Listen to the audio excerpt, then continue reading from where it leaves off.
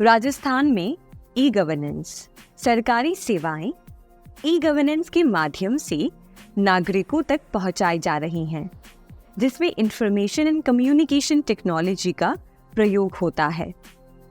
E governance के अंतर्गत कई सेवाएं शामिल हैं, जैसे government to citizen, government to business, government to employ और गवर्नमेंट टू गवर्नमेंट। ये सब सरकारी इंफ्रास्ट्रक्चर के पीछे होने वाली प्रक्रियाओं को मिलाकर काम करते हैं। ई गवर्नेंस का मकसद ये है कि सरकारी सेवाएं नागरिकों तक सुलभ, जिम्मेदार, तेजी से और पारदर्शी तरीके से पहुंच सके। राजस्थान सरकार के लिए ई गवर्नेंस एक महत्वपूर्ण तत्व है। राजस्थान सरकार ई गवर्नेंस फ्रेमवर्क और आर्किटेक्चर का इस्तेमाल करते हुए नागरिकों को एक आसान दृष्टि और स्टैंडर्ड के माध्यम से अंतर संबंधित सेवाएं प्रदान करती है। राजस्थान को कम्युनिकेशन टेक्नोलॉजी की अपार क्षमता का एहसास है और इसने महत्वपूर्ण प्रयास किए हैं ताकि ये टेक्नोलॉजी के फायदे नागरिकों तक पहुंच सके। ई गवर्नेंस का मुख्य उद्देश्य है कि आम सेवाएं और नागरिकों के बीच निकट संबंध बनाए जा सकें। ई गवर्नेंस के प्रमुख फायदे: बेहतर जानकारी और गुणवत्ता वाली सेवाएं नागरिकों के लिए। ई गवर्नेंस का मुख्य लक्ष्य है कि नागरिकों को जन्म से लेकर मृत्यु तक जरूरत पड़ने वाली सारी सेवाएं आसानी से उपलब्ध कराई जा सकें। सरकार में सादगी, कार्यकुशलता और जिम्मेदारी। ई गवर्नेंस का मुख्य उद्देश्य सरकारी कार्य प्रणाली को आसान बनाना, सरकार की फैसला लेने की क्षमता को बढ़ाना और सभी विभागों की कार्यकुशलता को सुधारना है। इन सब को मिलाकर एक जिम्मेदार सरकारी वातावरण बनता है जो सभी क्षेत्रों में कार्यकुशलता और क्षमता को बढ़ाता है। शासन का विस्तार।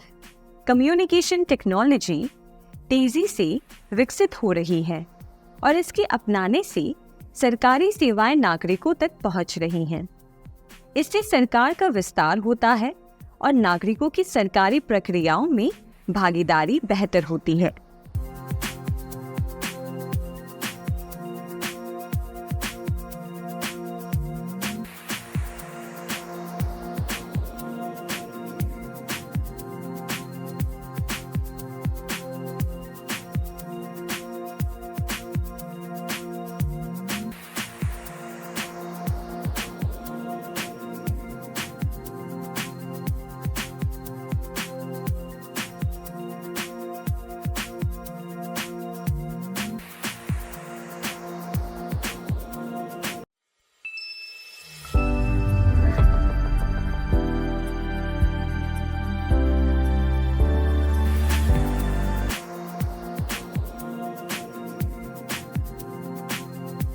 राजस्थान सरकार ने अपने नागरिकों और सरकारी अधिकारियों के लिए कई ई गवर्नेंस पहल शुरू की है। इन पहल का मकसद डिजिटल सर्विसेज के जरिए सेवाओं को ज़्यादा सुविधाजनक, तेज और ट्रांसपेरेंट बनाना है। हर नागरिक के लिए ई गवर्नेंस सेवाएं। ई मित्र सेवा के माध्यम से 50 जिलों में नागरिकों को ऑनलाइन और ऑफलाइन सर्विसेज प्रदान की जाती हैं। इसमें जाति प्रमाण पत्र, जन्म प्रमाण पत्र, राशन कार्ड, भामाशाह कार्ड आदि बनाए और सुधारे जाते हैं। राज संपर्क। इस ऑनलाइन सेवा के जरिए नागरिक अपने घर से ही शिकायत दर्ज कर सकते हैं।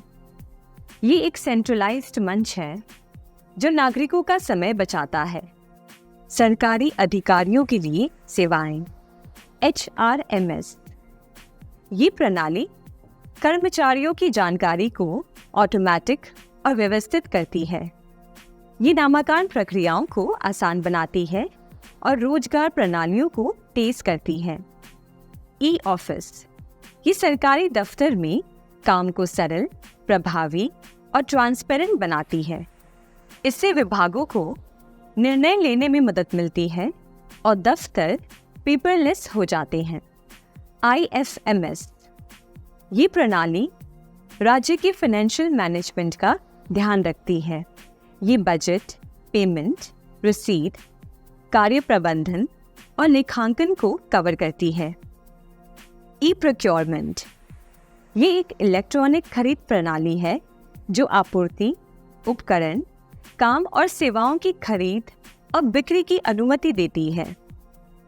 ई-संचार, ये प्रोजेक्ट ग्रामीण नागरिकों को समय पर जानकारी प्रदान करने के लिए वॉइस कॉल जनरेट करती है। इसमें डेटा माइग्रेशन, हिंदी में text to speech, automatic dialling और प्री डिटरमाइंड मैसेज का प्लेबैक शामिल है। अन्य मुख्य पहल, राजस्थान स्टेट डेटा सेंटर और नेटवर्क ऑपरेटिंग सेंटर। ये पहल 100 Mbps की डेडिकेटेड कनेक्टिविटी प्रोवाइड करती है। 200 से ज़्यादा वेबसाइट्स, पोर्टल्स और एप्लीकेशंस होस्ट किए जाते हैं। राजमेघ सरकार की एक ऐसी पहल है जो पब्लिक सेक्टर में क्लाउड कंप्यूटिंग को बढ़ावा देने के लिए बनाई गई है, जिसमें SaaS, service as a platform, PaaS, platform as a service और क्लाउड एनेबलमेंट शामिल है। राजनेट, इसका मकसद राज्य के दूर दराज इलाकों में इंटरनेट के माध्यम से नागरिक सेवाओं का प्रसार करना है। ग्राम पंचायत स्तर तक मल्टी मोड कनेक्टिविटी नेटवर्क लागू किया जा रहा है।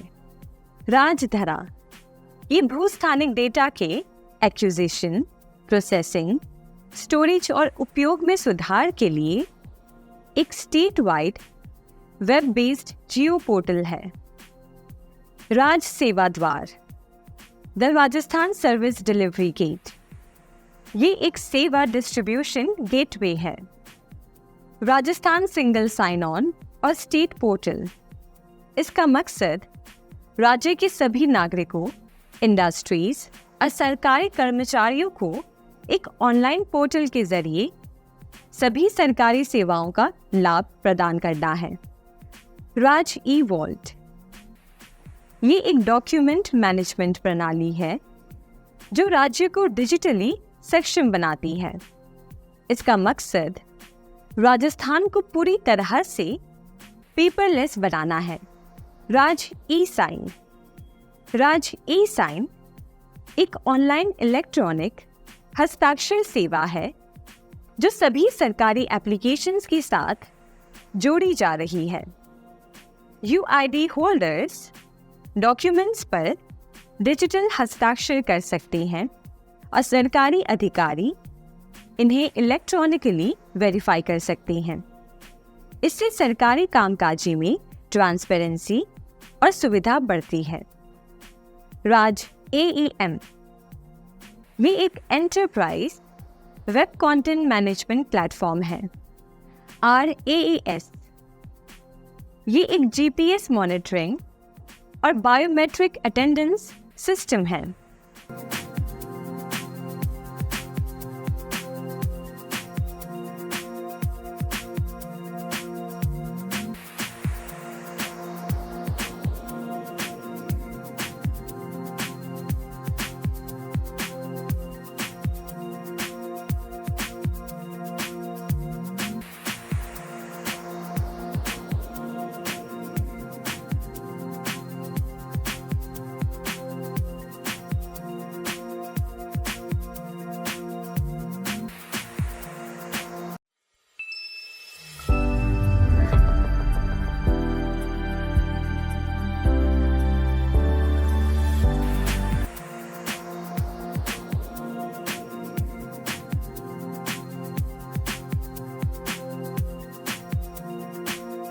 तो चलिए चैप्टर में आगे बढ़ते हुए हम जानते हैं राजस्थान जन आधार योजना के बारे में। इसी के साथ सबसे पहले जानते हैं कि क्या इसका मुख्य उद्देश्य है, इसका पर्पस है इस योजना को एस्टैब्लिश करने का।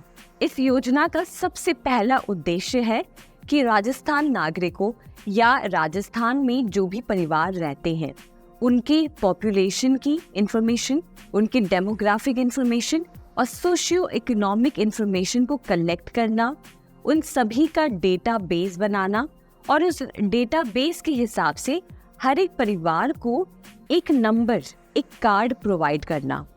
ये कार्ड या यूँ कह लें ये नंबर उनके परिवार की एक आइडेंटिटी की तरह काम करता है, या फिर आप कह लें कि एड्रेस प्रूफ की तरह काम करता है, जिसे दिखाकर वो अपनी आइडेंटिटी को अप्रूव करा सकते हैं।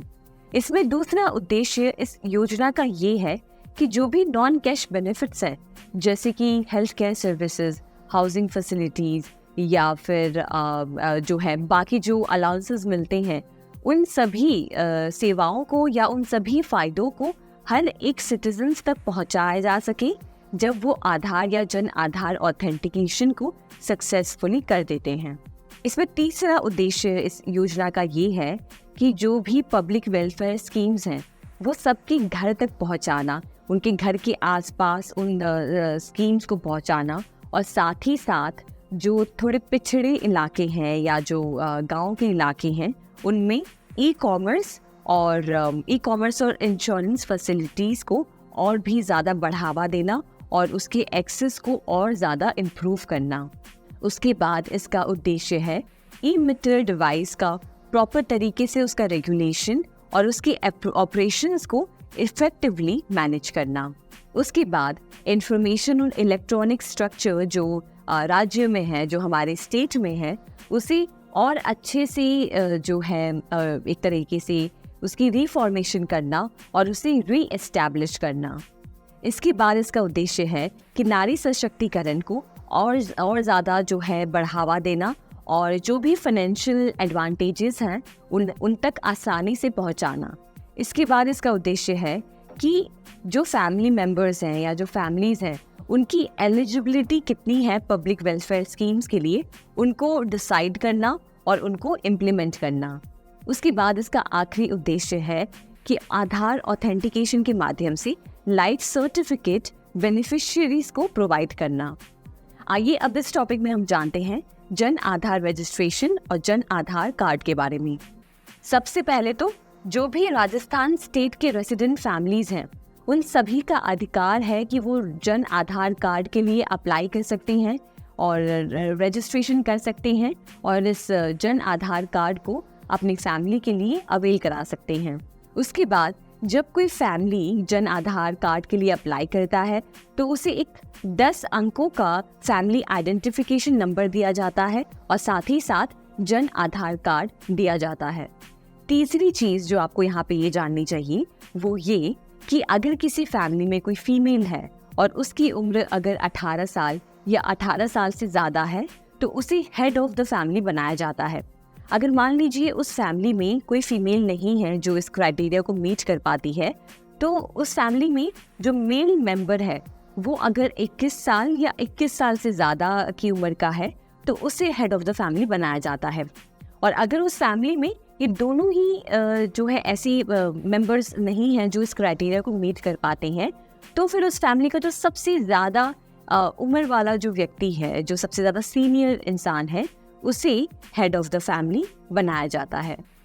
यहाँ पे आपको एक और बात जाननी चाहिए कि बजाय बहुत सारे कार्ड्स की यानी कि बहुत सारे फैमिली कार्ड्स जैसे कि राशन कार्ड या फिर आयुष्मान कार्ड की जगह पे एक one time free Jan Aadhaar family card provide किया जाता है।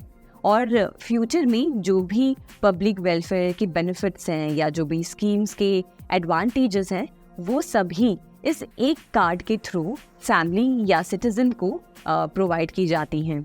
इसी के साथ साथ जो भी फ्यूचर में हेल्थ कार्ड प्रोवाइड की जाती है वो इसी जन आधार पर्सनल कार्ड पे ही कोई भी हॉस्पिटल या मेडिकल डिपार्टमेंट इशू करती है।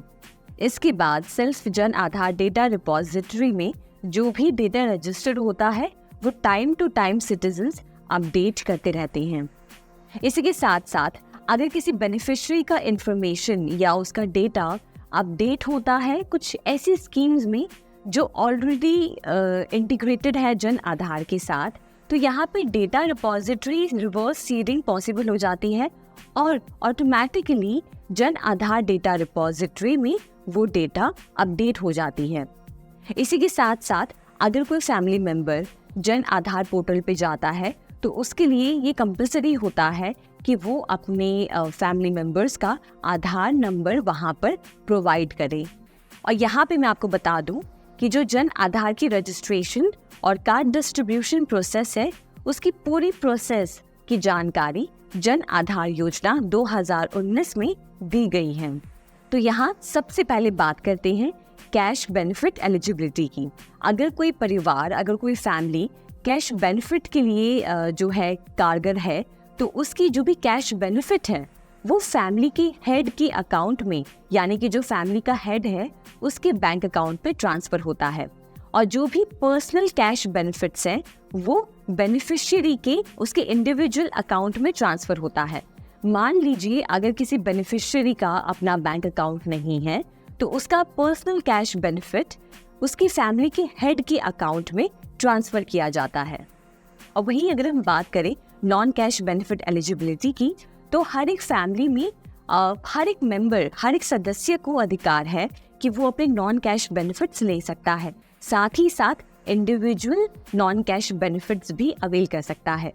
अब आइए इसी के साथ जानते हैं कि एक जन आधार कार्ड एक लाइफ सर्टिफिकेट का काम कैसे करता है। जैसे मान लीजिए कोई भी गवर्नमेंट स्कीम है, जैसे सोशल सिक्योरिटी पेंशन या फिर ऐसी और भी कोई स्कीम्स, जिसमें बेनिफिशियरी को ये ज़रूरत पड़ती है कि साल में कुछ फिक्स इंटरवल पे वो अपनी वेरिफिकेशन करवाए, यानी कि ये प्रूव करे कि वो जिंदा है, वो अलाइव है, और उसे वो वेरिफिकेशन उसे साल में फिक्स इंटरवल पे करवाना पड़ता है। पर मान लीजिए अगर वो बेनिफिशियरी जन आधार का इस्तेमाल करके कोई और सर्विसेज का यूज़ कर रहा है, जैसे राशन कार्ड का यूज़ कर रहा है या आधार को अपडेट करा रहा है या जन आधार अपडेट करा रहा है, तो इस केस में बेनिफिशियरी को ज़रूरत नहीं पड़ती है कि वो अलग से जाकर बायोमेट्रिक वेरिफिकेशन करवाए एक लाइफ सर्टिफिकेट पाने के लिए। ऐसे समय पे वो अपने जन आधार कार्ड को लाइफ सर्टिफिकेट की तरह भी यूज़ कर सकता है। आइए अब इसी के साथ आगे बढ़ते हुए हम जानते हैं कि राजस्थान जन आधार योजना में कौन सी रजिस्ट्रेशंस आती हैं। सबसे पहले तो जन आधार रजिस्ट्रेशन, दूसरे में मैरिज रजिस्ट्रेशन, तीसरे में बर्थ डेथ रजिस्ट्रेशन और फिर उसके बाद आधार रजिस्ट्रेशन। अब आइए इसी के साथ जानते हैं कि जन आधार योजना में रजिस्ट्रेशन और कार्ड डिस्ट्रीब्यूशन कैसे काम करता है।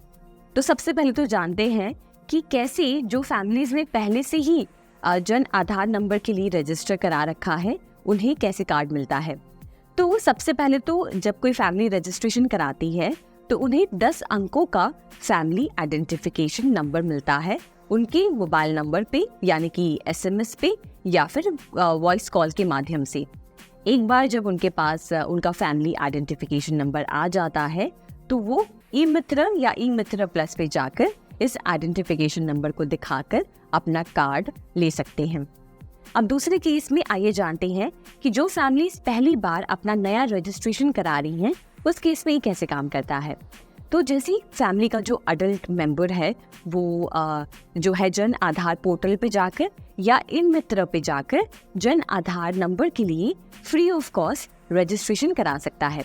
उसके लिए जो भी डॉक्यूमेंट्स वहाँ पे मांगे जाते हैं उन्हें अपलोड करना होता है। अपलोड करने के बाद वो सारे डॉक्यूमेंट्स वेरीफाई होते हैं और वेरिफिकेशन के बाद अगर सारा इन्फॉर्मेशन जो भी फीड किया गया है वो सही है तो उसके बाद उन्हें एक फैमिली आइडेंटिफिकेशन नंबर दिया जाता है उनके रजिस्टर्ड मोबाइल नंबर पर।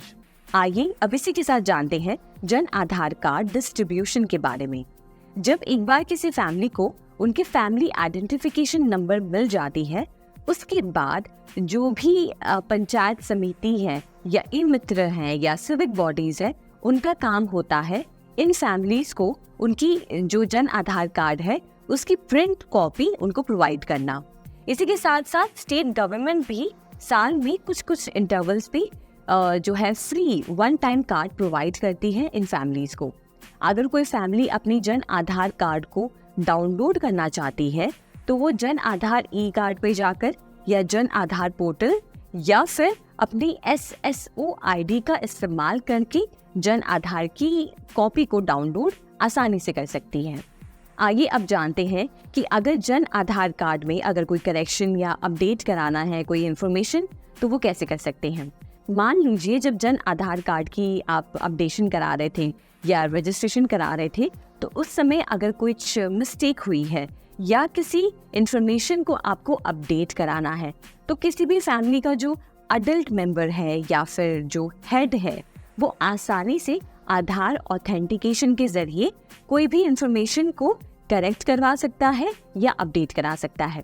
करेक्शन या अपडेट को कराने के लिए कोई भी फैमिली मेंबर जा सकता है जन आधार कार्ड ई मित्र पे या फिर ई प्लस के पोर्टल पे। वहाँ जाके वो कार्ड में कोई भी इंफॉर्मेशन को अपडेट कर सकते हैं, कार्ड को डाउनलोड कर सकते हैं और फीस भरकर पीवीसी कार्ड के लिए अप्लाई भी कर सकते हैं।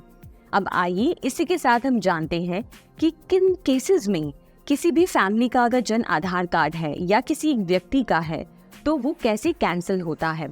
फॉर एग्जाम्पल समझिए कि अगर किसी फैमिली में किसी व्यक्ति ने फेक डॉक्यूमेंट्स दिखाकर या गलत डॉक्यूमेंट्स दिखाकर अपनी जन आधार कार्ड की रजिस्ट्रेशन करवाई है, तो ऐसे केस में लॉ के मुताबिक उनका जो जन आधार कार्ड रजिस्ट्रेशन है वो परमानेंटली कैंसिल करवाया जा सकता है।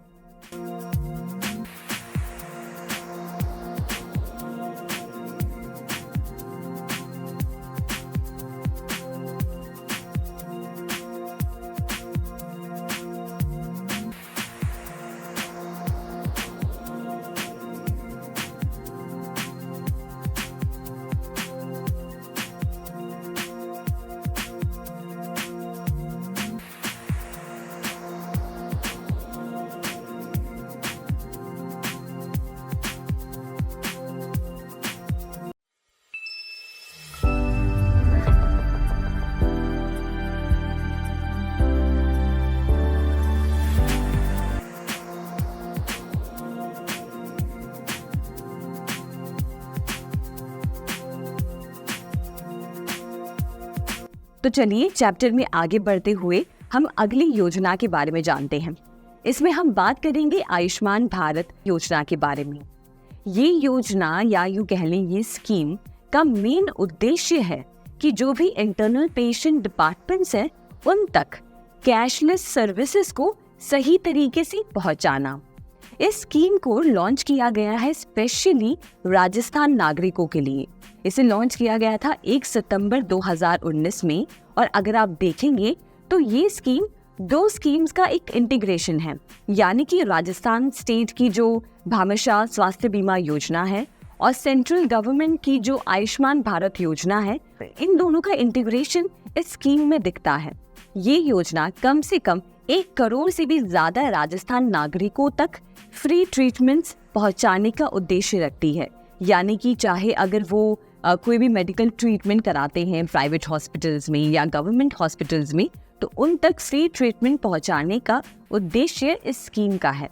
इस स्कीम में जो भी फैमिलीज आती हैं या जो भी नागरिक आते हैं उसकी कैपेसिटी को और इंक्रीज किया जा रहा है ऑन द बेसिस ऑफ कि जो फैमिलीज की फाइनेंशियल स्टेटस क्या है, वो किस रीजन से बिलोंग करते हैं, इसके बेसिस पे इसकी कैपेसिटी को या इसकी रीच को और भी ज़्यादा बढ़ाया जा रहा है। अब आइए कुछ पॉइंट्स के जरिए हम इसके मेन उद्देश्य को अच्छे से समझते हैं।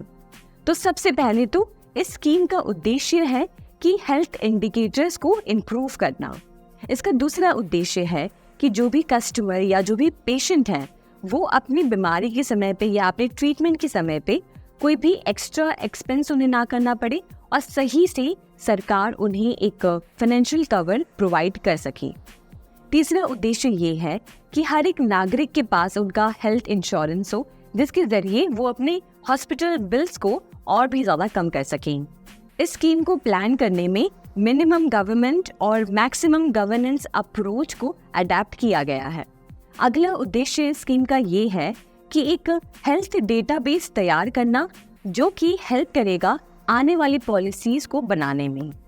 और इसकी आखिरी उद्देश्य की अगर बात करें तो इसका उद्देश्य ये है कि जो भी गवर्नमेंट सर्विसेज पे जो डिपेंडेंसी है उसको कम करना और जो प्राइवेट सेक्टर्स हैं उन्हें एक तरीके से मोटिवेट करना और उन्हें एक तरीके से एनकरेज करना कि वो हेल्थ केयर फैसिलिटीज़ प्रोवाइड करें, जिससे कि जो पिछड़े इलाके हैं या जो गांव के इलाके हैं राजस्थान में, उन तक सही हेल्थ केयर फैसिलिटी पहुंचे और एक बहुत ही अच्छा बदलाव वहाँ पे नज़र आए।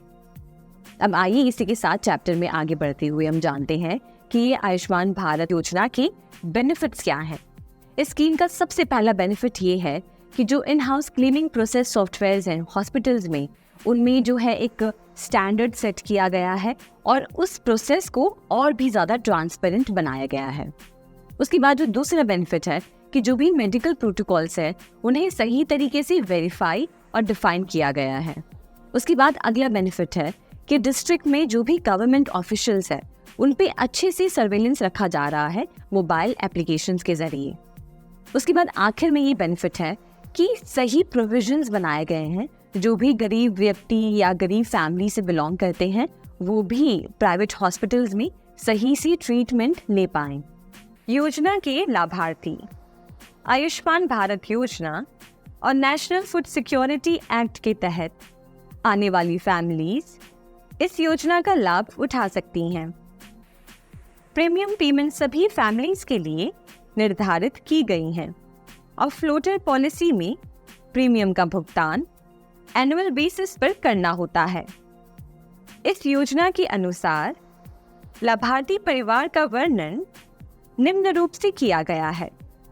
लाभार्थी परिवार का मुखिया पति या पत्नी, लाभार्थी परिवार का बेटा बेटी जब तक वो काम शुरू ना करें या 25 साल की उम्र तक, या लाभार्थी परिवार पर निर्भर हो। लाभार्थी परिवार के निर्भर माता पिता। इस सूची के अलावा अगर परिवार के किसी अन्य सदस्य का नाम भी कार्ड पर मेंशन्ड है तो वो भी इस योजना का लाभ उठा सकते हैं।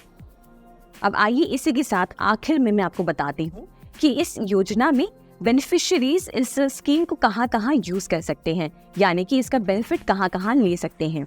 तो सबसे पहले तो जो कम्युनिटी हेल्थ सेंटर्स हैं वहाँ पे इस बेनिफिट को अवेल कर सकते हैं। साथ ही साथ जो लिस्टेड प्राइवेट हॉस्पिटल्स हैं वहाँ पे इस बेनिफिट को यूज किया जा सकता है।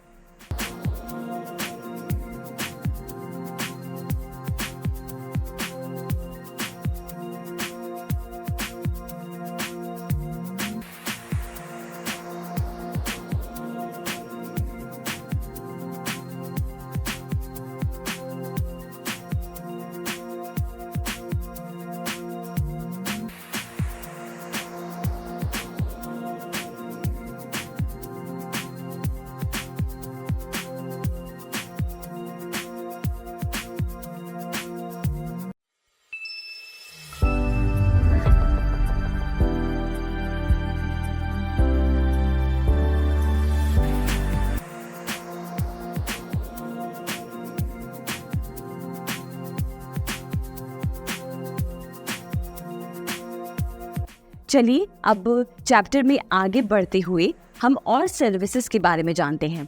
तो अभी हम बात करेंगे सिंगल साइन ऑन फैसिलिटी के बारे में, यानी कि एक ऐसा इनिशिएटिव जो राजस्थान गवर्नमेंट ने लिया है जिसके जरिए हर एक राजस्थानी नागरिक डिजिटल सर्विसेज का एक्सेस इजीली ले सकते हैं। तो आइए थोड़ा और विस्तार में समझते हैं कि ये सिंगल साइन ऑन फैसिलिटी आखिर है क्या।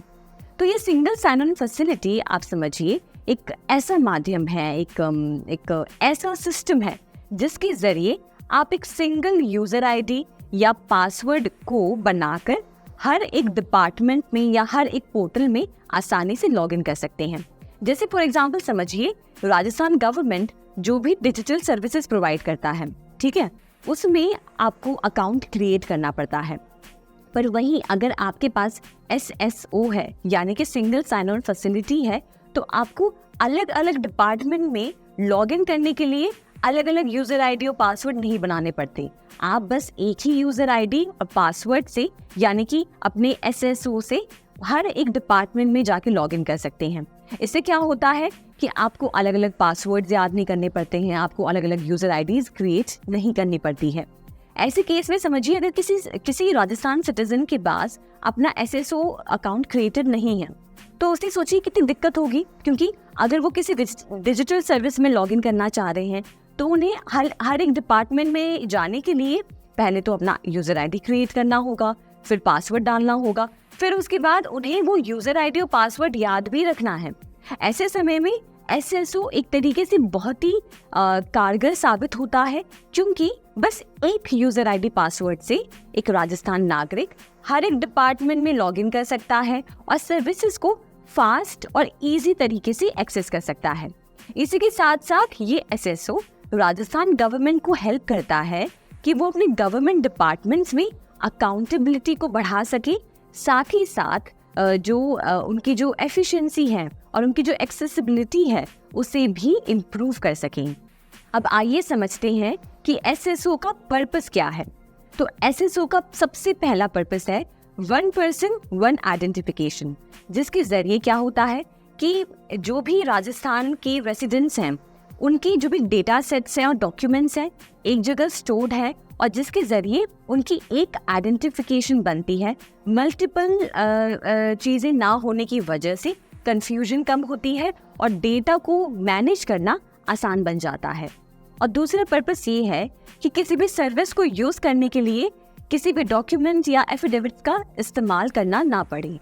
तीसरा पर्पस ये है कि इससे एक सिंगल विंडो इंटरफेस बना है, जिसके जरिए कोई भी सिटीजन कोई भी स्टेट डिपार्टमेंट्स में अगर वो कांटेक्ट करना चाहते हैं या सर्विसेज को यूज़ करना चाहते हैं तो वो एक ही जगह पे आके उन सभी कामों को, उन सभी टास्क को परफॉर्म कर सकते हैं।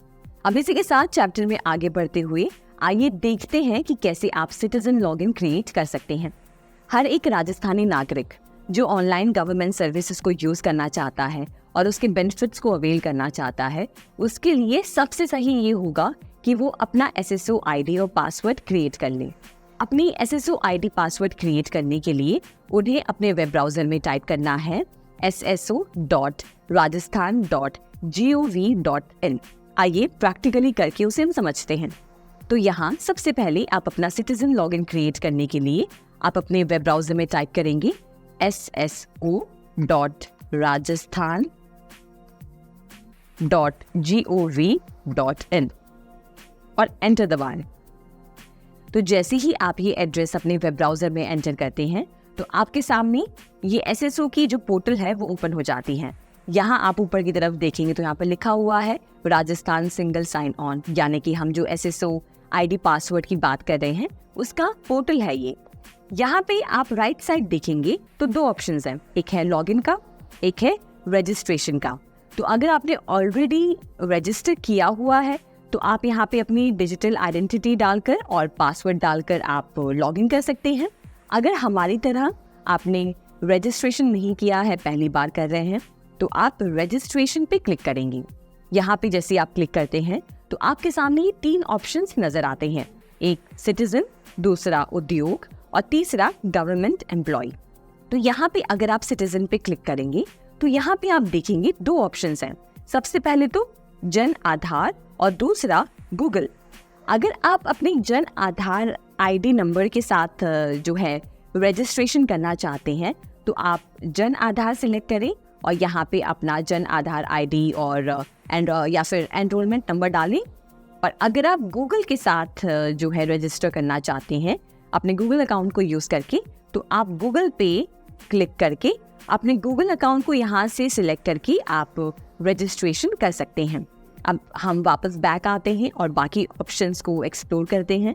अगर आप दूसरे ऑप्शन पे जाते हैं, उद्योग वाले ऑप्शन पे, तो अगर आप एक उद्योग हैं, आप एक इंडस्ट्री हैं, तो यहाँ पे आप SAN को सिलेक्ट करके संस्था आधार नंबर यहाँ पे एंटर करके आप अपना रजिस्ट्रेशन सक्सेसफुली कर सकते हैं।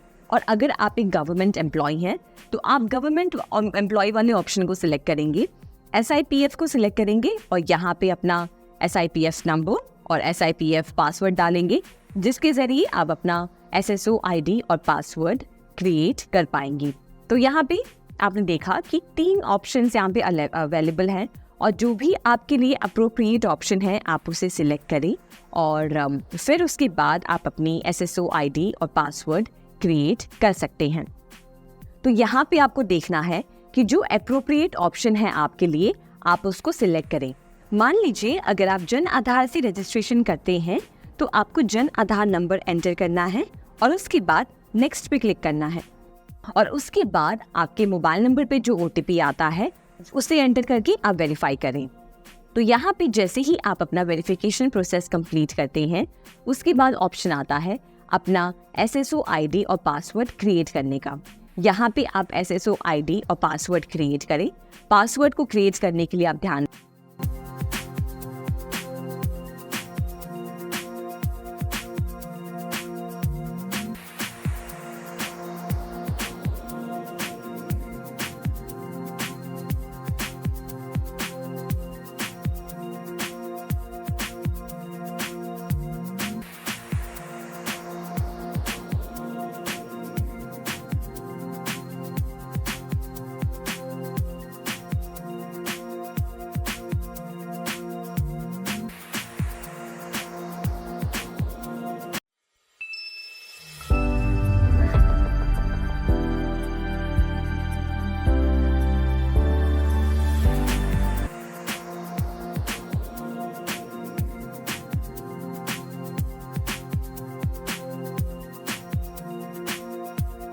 अब चैप्टर में आगे बढ़ते हुए इस सेक्शन में हम सीखेंगे कि कैसे आप ई-मीटर सर्विसेज का इस्तेमाल करके अपने घर के इलेक्ट्रिसिटी बिल्स या फिर वाटर बिल्स पे कर सकते हैं। तो चलिए मैं आपको प्रैक्टिकली करके दिखाती हूँ कि कैसे आप पोर्टल में सबसे पहले लॉगिन करेंगे और उसके बाद आप ई-मीटर सर्विसेज में जाकर बिल्स पे करेंगे। तो चलिए शुरू करते हैं। अपने ब्राउजर में जाके आप टाइप करेंगे sso.rajasthan.gov.in और एंटर दबाएं। अब नेक्स्ट स्टेप में आपको अपने SSO पोर्टल में लॉगिन करना है, जिसके लिए आप SSO ID और पासवर्ड एंटर करेंगे। और अगर आप पहली बार रजिस्टर कर रहे हैं तो उसके लिए आप रजिस्ट्रेशन में जाएंगे। तो आइए हम ID और पासवर्ड एंटर करते हैं। ID पासवर्ड एंटर करने के बाद हम सही कैप्चा एंटर करेंगे और लॉगिन पे क्लिक करेंगे। लॉगिन पे क्लिक करते ही SSO पोर्टल हमारे सामने ओपन हो जाएगी, जहां पर आप रिसेंटली यूज्ड एप्लीकेशंस देख सकते हैं। और सभी एप्लीकेशंस को एक साथ देखने के लिए हम अदर ऐप्स पे क्लिक करेंगे और यहाँ हमें सारी एप्लीकेशंस शो कर रही हैं। आप नीचे स्क्रॉल डाउन करते हुए सारी एप्लीकेशंस देख सकते हैं। अभी हमें इलेक्ट्रिसिटी बिल पे करनी है, जिसके लिए हम ई-मीटर आइकन पर क्लिक करेंगे। हमारे सामने ई-मीटर पोर्टल ओपन हो जाएगा, जिस पर हमें लेफ्ट मेन्यू में आना है। सर्विसेज पे क्लिक करेंगे, अवेल सर्विस और यूटिलिटी। अब इस सर्च बार में हम अपने सर्विस का नाम एंटर करेंगे। सर्विस सिलेक्ट करने के बाद अब बारी आती है की नंबर एंटर करने की। की नंबर एंटर करने के बाद गेट बिल डिटेल्स पर क्लिक करें, जहां आप अपने बिल से रिलेटेड सारी डिटेल चेक कर सकते हैं। अब हम क्लिक करेंगे ऐड बिल फॉर पेमेंट। यहाँ आप सर्विस का नाम, कंज्यूमर की, कंज्यूमर नेम और बिल अमाउंट देख सकते हैं। नीचे स्क्रॉल डाउन करेंगे तो पर्सनल डिटेल्स में आपको अपना मोबाइल नंबर और ईमेल आईडी एंटर करना है। कंटिन्यू पे क्लिक करें। अब हमें पेमेंट मेथड सिलेक्ट करना है, जहां पर हमारे पास 4 ऑप्शंस हैं। या तो आप QR code payment, net banking, aggregator या फिर UPI की मदद से पेमेंट कर सकते हैं।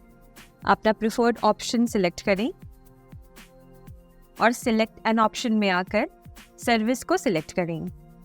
जैसे कि हमने QR code payment method select किया था, तो यहाँ पर हमारे पास 2 विकल्प हैं।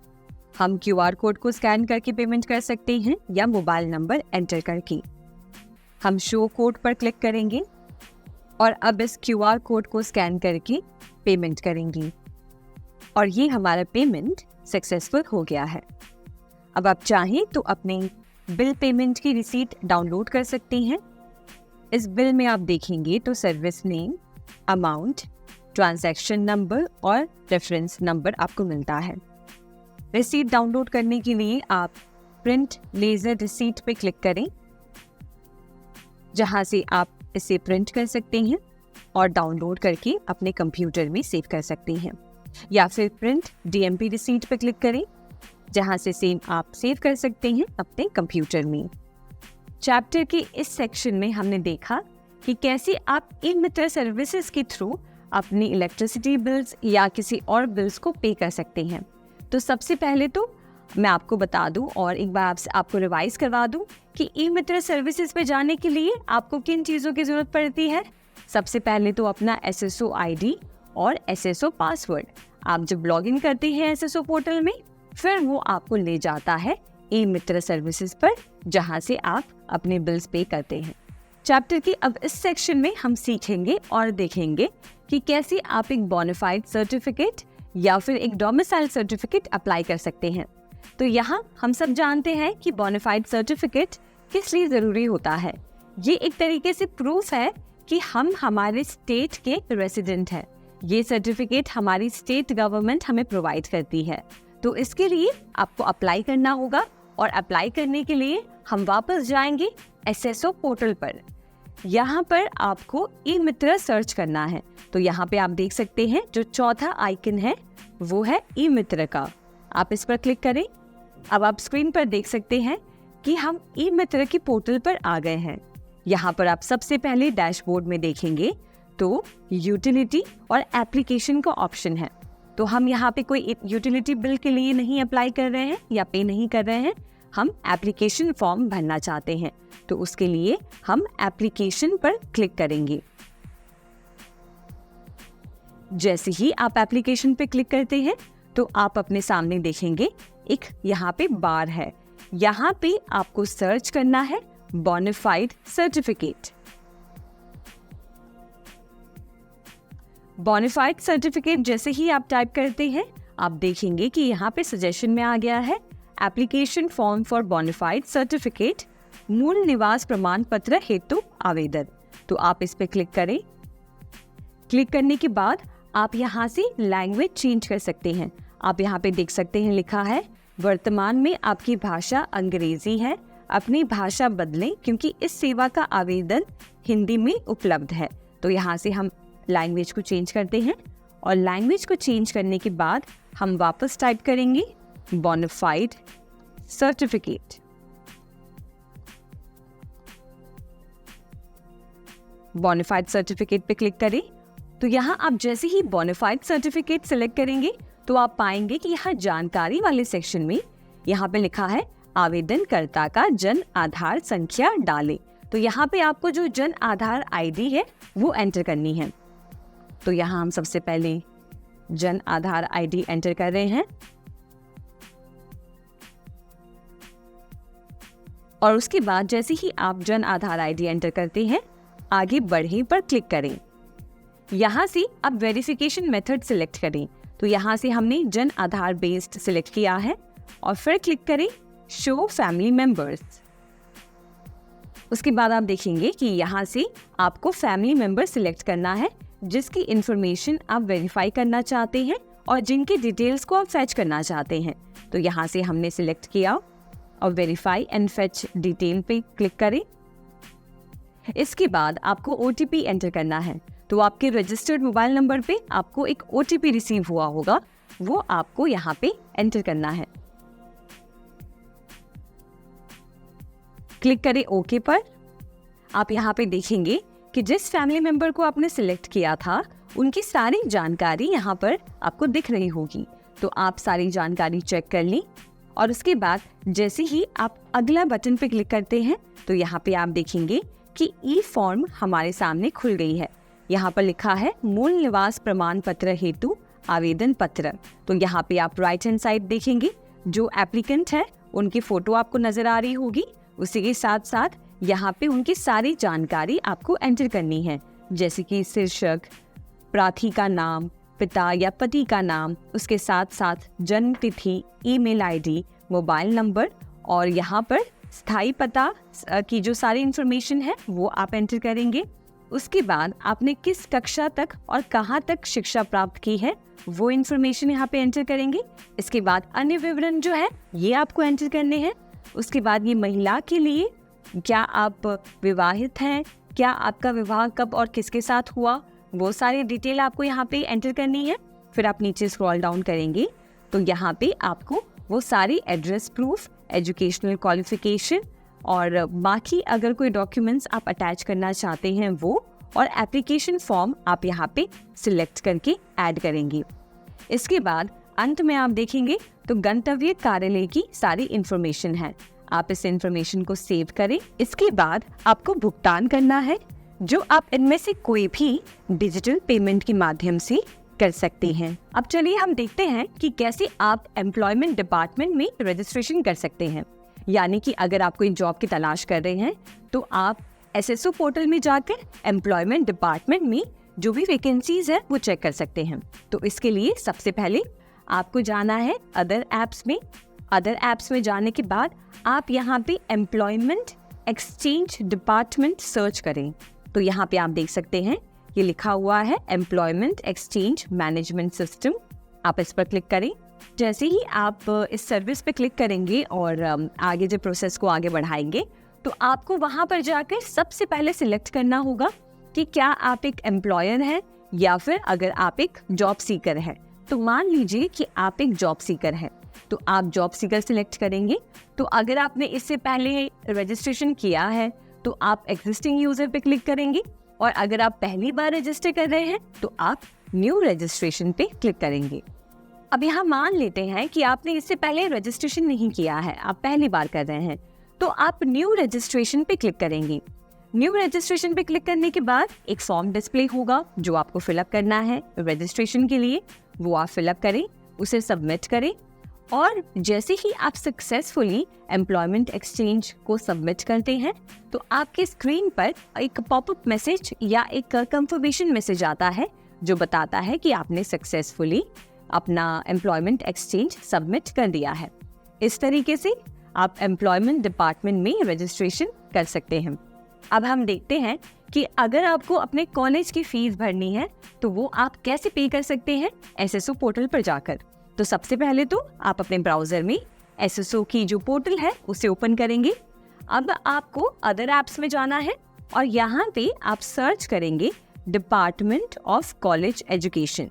तो आप यहाँ पे देखेंगे फर्स्ट वाले कॉलम में यहाँ पे जो आइकन है डिपार्टमेंट ऑफ कॉलेज एजुकेशन यानी कि DCE, आपको इस पे क्लिक करना है।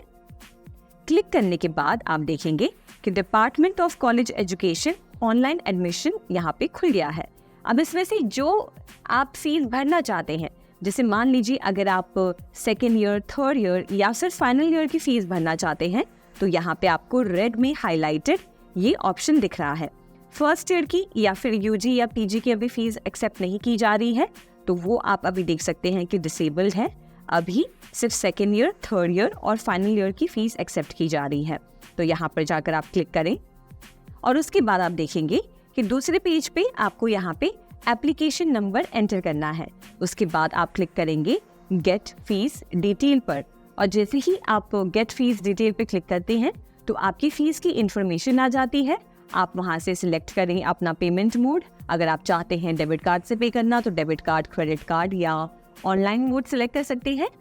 तो इस तरीके से आप आसानी से अपने कॉलेज या यूनिवर्सिटी की फीस पे कर सकते हैं।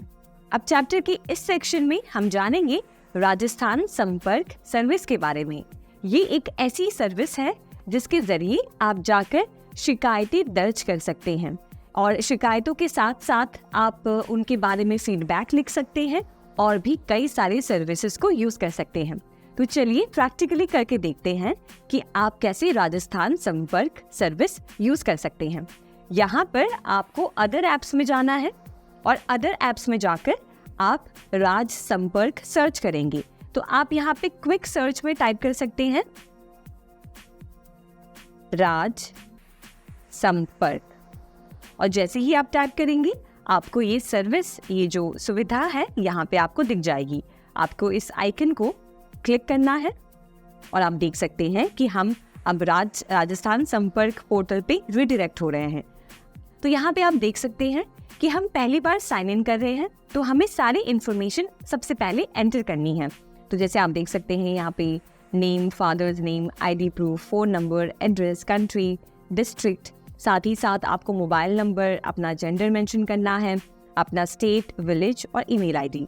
उसके बाद आप क्लिक करें, यानी कि जैसे ही आप सारी इन्फॉर्मेशन को जब फिल इन करते हैं तो उसके बाद आपको क्लिक करना है कंटिन्यू साइन इन पर। और जैसे ही आप कंटिन्यू साइन इन पे क्लिक करेंगे, आप देखेंगे कि राजस्थान संपर्क की जो वेबसाइट है वो यहाँ पे ओपन हो गई है। अब यहाँ से हम शुरू करेंगे शिकायत दर्ज करना।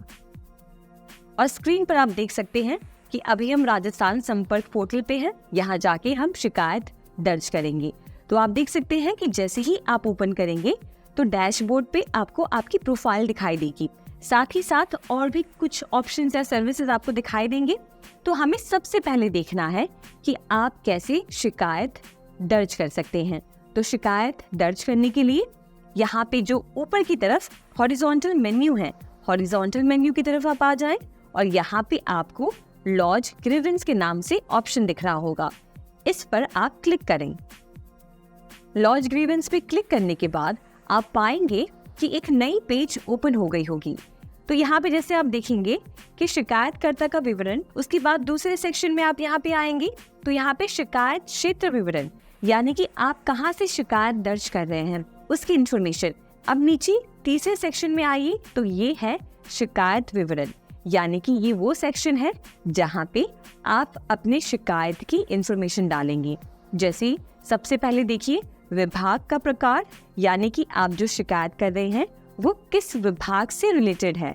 क्या वो विभाग और कार्यालय से रिलेटेड है? क्या वो एक ब्यूरो है, बोर्ड है, आयोग, निगम या फेडरेशन है? क्या वो एक संस्थान है, एकेडमी है या विश्वविद्यालय है? या फिर वो महत्वपूर्ण योजनाओं के बारे में है, परियोजनाएं या फिर कोई और योजना है? तो वो आप यहाँ से सिलेक्ट करें। उसके बाद आप देखेंगे प्रमुख विषय में आप यहाँ पे ड्रॉप डाउन मेन्यू पे सिलेक्ट करें तो यहाँ से आप चयन कर सकते हैं, यानी कि जो आपने ऊपर विभाग जो सिलेक्ट किया है उसके बाद आप ये प्रमुख विषय सिलेक्ट कर पाएंगे। तीसरे ऑप्शन में आइए तो शिकायत प्रवर्ग में आप यहाँ पे ड्रॉप डाउन मेन्यू पे सिलेक्ट करें और यहाँ से आप देखेंगे कि 3 कैटेगरीज हैं। क्या ये व्यक्तिगत कंप्लेन आप कर रहे हैं, क्या ये सार्वजनिक कंप्लेन है, या ये कोई सेवा संबंधित कंप्लेन है, वो आप यहाँ से सिलेक्ट करें। अब इसके बाद शिकायत प्रवर्ग के नीचे आप देखिए शिकायत विवरण है। तो यहाँ पे आपको अपनी शिकायत के बारे में लिखना है, यानी कि जो शिकायत आप करना चाहते हैं उसकी इंफॉर्मेशन, कि किस बात को लेकर आप परेशान हैं या किस चीज़ को लेकर आप सहायता चाहते हैं। तो यहाँ पर आपको शब्दों में लिखना है और मैक्सिमम जो आप अक्षर का प्रयोग कर सकते हैं वो है 2000 अक्षर। उसी के साथ साथ नीचे के सेक्शन में क्या राहत चाहिए, यानी कि आप किस हेल्प की मांग कर रहे हैं, आप उस शिकायत से रिलेटेड क्या हेल्प चाहते हैं, वो आप यहाँ पे लिखेंगे और जिसकी लिमिट है 200 अक्षर। फिर यहाँ पे ऊपर की तरफ आप देखेंगे तो शिकायत से संबंधित विभाग, यानी कि कौन से विभाग में आप कंप्लेन कर रहे हैं वो आप सिलेक्ट करें। विषय सेवा, तो यहाँ पर आप ड्रॉप डाउन मेन्यू में से विषय को सिलेक्ट करेंगे। अब उसके बाद शिकायत बिंदु में आप देखें तो यहाँ पे आपको सिलेक्ट करना है कि क्या वो कोई सेवा या योजना में सम्मिलित है, क्या वो नियमित कार्य या योजना में भुगतान या लाभ के संबंधित आप कंप्लेन करना चाहते हैं, और क्या वो भ्रष्टाचार से रिलेटेड है, क्या वो किसी सामान्य सुविधाओं का अभाव से कोई रिलेटेड कंप्लेन आप करना चाहते हैं, तो वो आप यहाँ से सिलेक्ट करें। उसके बाद नीचे की तरफ आप आएंगे तो आपको यहाँ पे जो कैप्चा है, जो ये नंबर दिख रहा है 0600, वो नंबर आपका अलग होगा, तो वो आपको यहाँ पे एंटर करना होगा। यहाँ पे शिकायत की आयु दर्ज करें और उसी के साथ आप यहाँ पे देखिए कि जो दस्तावेज आप अपलोड करेंगे, आपकी जो कंप्लेंट से रिलेटेड अगर आपके पास कोई डॉक्यूमेंट है, कोई प्रूफ है जो आप अपलोड करना चाहते हैं, जो आप दिखाना चाहते हैं, तो वो आप यहाँ से फाइल चयन करें पे सिलेक्ट करके आप अपने कंप्यूटर सिस्टम में से उस फाइल को ढूंढकर यहाँ पे अपलोड कर सकते हैं। आपको एक बात बता दूं कि उसके बगल में आप देखेंगे तो जो सपोर्टेड फाइल फॉर्मेट्स है वो सारे फॉर्मेट्स यहाँ पे दिए गए हैं, जैसे PDF, JPG, JPG और या फिर अगर आप MP4 या MP3 करना चाहते हैं। और यहाँ पे अधिकतम सीमा 25 MB है, यानी कि आपकी फ़ाइल की साइज़ 25 MB तक होनी चाहिए। और इसी के साथ आप फिर इस जो चेक बॉक्स है, आप इस चेक बॉक्स को क्लिक करें और फिर सबमिट बटन को दबाएं। तो जैसे ही आप सबमिट बटन को दबाते हैं, आप अपनी शिकायत सक्सेसफुली दर्ज कर पाते हैं। तो इस तरीके से हमने देखा कि कैसे आप राजस्थान संपर्क पोर्टल पे जाकर अपनी शिकायत से रिलेटेड सारी इन्फॉर्मेशन लिख सकते हैं और अपनी शिकायत दर्ज कर सकते हैं।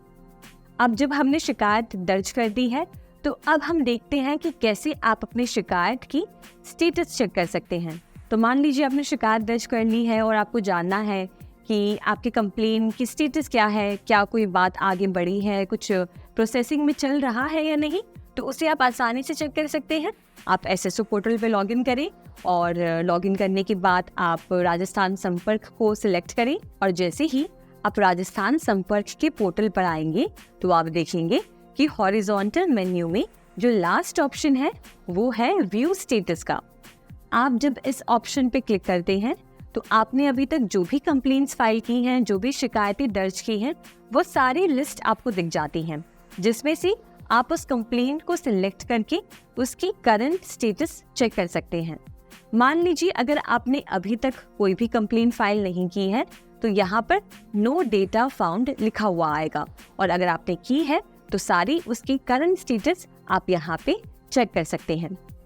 इस तरीके से आप राजस्थान संपर्क सर्विस को सिलेक्ट करके अपने हर कंप्लेंट्स की स्टेटस को चेक कर सकते हैं। अब यहाँ पर हम देखेंगे कि अगर आप अपनी शिकायत से रिलेटेड जो भी आपको सर्विसेज या फिर जो आपको सहायता मिली है उसके बारे में आप कोई फीडबैक देना चाहते हैं या फिर कोई सजेशंस देना चाहते हैं, तो वो आप कैसे कर सकते हैं। उसके लिए आप आएंगे राजस्थान संपर्क पोर्टल पे। यहाँ पे आने के बाद आप हॉरिजॉन्टल मेन्यू में देखेंगे चौथा ऑप्शन है फीडबैक का।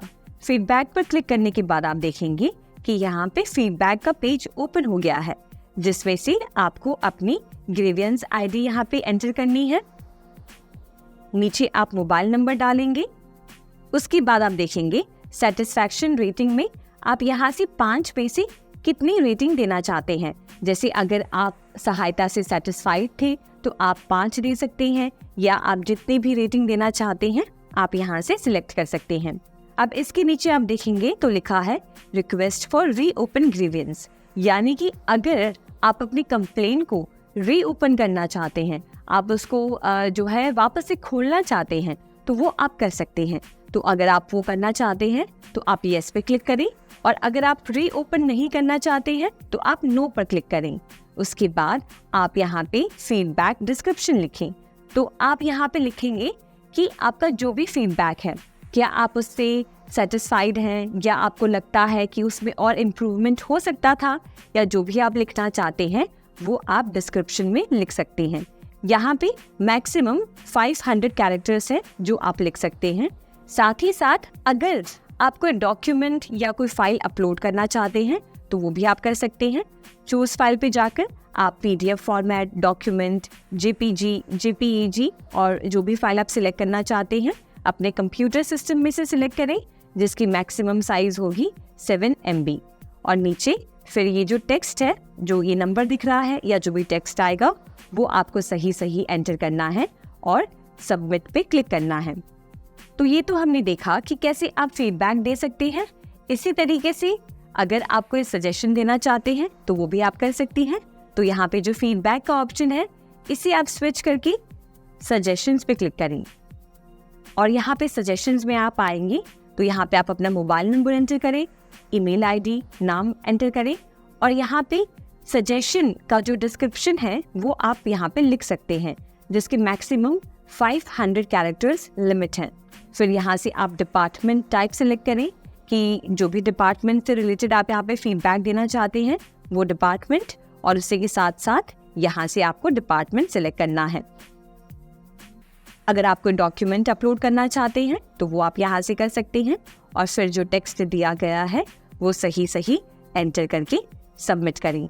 तो इस तरीके से हमने इसमें देखा कि कैसे आप कोई फीडबैक या सजेशन देना चाहते हैं अपने कंप्लेंट से रिलेटेड, तो वो आप दे सकते हैं। तो यहाँ हम कंप्लीट कर रहे हैं राजस्थान संपर्क सर्विस के बारे में, जहाँ हमने जाना कि कैसे आप कंप्लेंट फाइल कर सकते हैं, अपनी शिकायत आसानी से दर्ज कर सकते हैं, उसकी करंट स्टेटस चेक कर सकते हैं, साथ ही साथ डिपार्टमेंट को फीडबैक भी दे सकते हैं। जन सूचना पोर्टल। जन सूचना पोर्टल एक इनिशिएटिव है जहां सरकार की सभी एक्टिव योजनाओं की जानकारी वार्ड्स या पंचायत में उपलब्ध कराई जाती हैं। Right to information act 2005 section 4(2) के अनुसार ये हर पब्लिक अथॉरिटी को मैंडेट करता है कि वो अलग अलग कम्युनिकेशन के माध्यम से इंक्लूडिंग इंटरनेट रेगुलर इंटरवल्स पर जनता को जितनी ज़्यादा जानकारी हो सके प्रदान करें, ताकि पब्लिक को आरटीआई एक्ट का उपयोग ना करना पड़े। एक व्यक्ति मिनिमम पॉसिबल ऑप्शन से पूरी जानकारी प्राप्त कर सकता है इंफॉर्मेशन टेक्नोलॉजी और कम्युनिकेशन डिपार्टमेंट के माध्यम से। अलग अलग एप्लीकेशन प्रोग्रामिंग इंटरफेस को इंटीग्रेट किया गया है और उन डिपार्टमेंट्स की जानकारी jansochna.rajasthan.gov.in पर कॉमन पब्लिक के लिए उपलब्ध है और बचे हुए डिपार्टमेंट्स का इंटीग्रेशन प्रोसेस अभी चल रहा है। जन सूचना पोर्टल की जानकारी ई मित्र प्लस कियोस्क के माध्यम से सेल्फ सर्विस रूप में आसपास के ग्राम पंचायत, पंचायत समिति और अर्बन एरियाज में कॉमन पब्लिक के लिए उपलब्ध कराई गई है। ये जानकारी सीक्वेंशियल फॉर्म में मोबाइल ऐप पर भी उपलब्ध है।